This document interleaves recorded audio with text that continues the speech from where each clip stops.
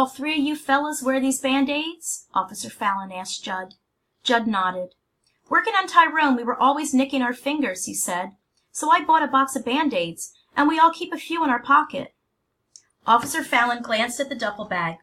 Who handled that bag last? I'm the only one who ever put the money in the bag, Judd said. I must have been wearing a Band-Aid and it slipped off my finger when I stuck the bag in the compartment. Or the Band-Aid could have fallen off the thief's finger when he stole the bag, Officer Fallon said. Whoever it was. He gave Judd a close look. Judd thought for a moment before he spoke. I know it looks like one of us stole the money, he said, but I sure didn't take it, and I can't believe Dean or Scoop would either. Could the robber be someone else? Dink asked. But who? Officer Fallon said. Judd, you told me only you and Dean have keys to your dinosaur. That's right, Judd said, but Dean is my best friend. Officer Fallon slipped the baggie and his pen into a pocket. Between Scoop Raker and Dean Whitefeather, who had the more opportunity to get at that duffel bag, he asked Judd. Judd looked at his feet. Dean, I guess, he mumbled. He slept next to Tyrone last night. Officer Fallon put his hand on Judd's shoulder. I want you to wait in my office while I get Dean, he said. Do you think he stole the fireworks? I guess, Judd said. Meanwhile, I'll put this money in our safe, Officer Fallon went on. I'll see you at the station in a few minutes. Looking embarrassed, Judd turned and headed toward Main Street. In a few seconds, he had disappeared in the darkness. Officer Fallon looked at Dink, Josh, and Ruth Rose. Your parents might be missing you by now, he said. I'll take you back, okay? Dink, Josh, and Ruth Rose followed Officer Fallon to his cruiser and climbed into the back seat. Officer Fallon drove them to Main Street. Colorful fireworks were still lighting the skies over the town's swimming pool. Officer Fallon parked between the tennis courts and the baseball field. The kids watched him walk toward the baseball field fence, then they went to find their parents. There you are, Dink's mother said. We thought you'd been abducted by aliens. Looking at his watch, Dink realized they'd been gone nearly half an hour. The kids sat where they could watch Officer Fallon. He walked over to Dean, and the two men stood talking for a minute. Then Officer Fallon led Dean to his cruiser. The car pulled onto Main Street and disappeared. I can't believe Judge Friend robbed him, Ruth Rose said.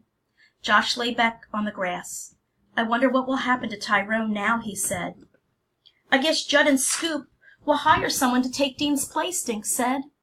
Where is Scoop? Ruth Rose asked. Wasn't he by the fence with Dean? Dink asked. No, Josh said. Only Dean was there.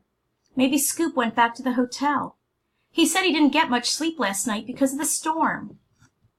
Dink remembered the storm raging outside his window last night. He thought about Dean waking up in the rain and dashing for the truck. In his mind, he saw those muddy footprints on the shed floor. And that morning, Scoop's wet sneakers hanging from his car antenna.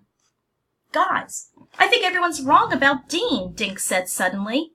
I think Scoop stole the money, and I think he hid it in the garden shed. But he didn't have a key, Josh said. I think Scoop knew that Dean wouldn't sleep outside it once it started to rain. Dean moved it to the truck cab to stay dry, and that's when Scoop got inside Tyrone. How? Scoop didn't have a key, Josh said again. Somehow Scoop must have taken Judd's key while Judd was asleep, Dink said. Scoop stole the duffel bag, hid it in the shed, then ran back to the hotel. He must have planned to return to the shed later to get the money. Suddenly, Ruth Rose gasped. Maybe that's where Scoop is now, she said. He could sneak away like we did. Come on, Dink said. The kids zipped past the Mystic Greenhouse, cut behind the book nook, and raced toward the rose garden. Out of breath, they crouched behind some rose bushes 10 yards from the shed. A light flickered through the open door. Someone's inside, Josh hissed. The 3 kids crept close enough to see inside the shed. They saw a dark-haired figure kneeling in front of the stack of burlap bags. When the man stood up, they knew it was Scoop Raker. What should we do? Ruth Rose whispered. The screwdriver is there, Josh said. I'm going to lock him in.